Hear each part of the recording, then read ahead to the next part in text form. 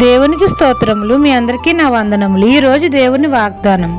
యెహోవా కనికరము గల దేవుడు గనక నిన్ను చేయి విడువడు. ద్వితీయోపదేశ కాండము 4వ అధ్యాయం 31వ వచనము.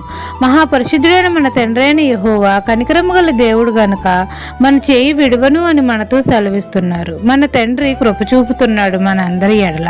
మనం అందరము ఆయన మార్గంలో నడుచుటకు, మనకు బోధించుటకు ఆకాశం నుండి తన స్వరమును మనకు వినిపించ చేస్తున్నాడు. అగ్ని మధ్య నుండి మనతో మాట్లాడుతున్నాడు. ఆయన కట్టడలను, త్రోవలను మనకు నేర్పుతున్నాడు.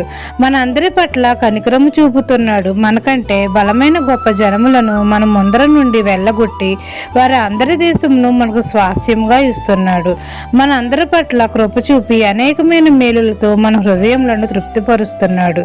మన దేవుడు మన చెయ్యి విడువడు, ఎడబాయుడు. మన దేవుడైన యెహోవాను మనమందరము పూర్ణ హృదయంతోనూ పూర్ణ ఆత్మతోనూ వెతికినప్పుడు ఆయన మనకు ప్రత్యక్షమవుతాడు. మన యందు కనికరం చూపుతాడు.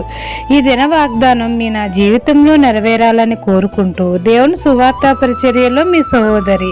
ఆమెన్.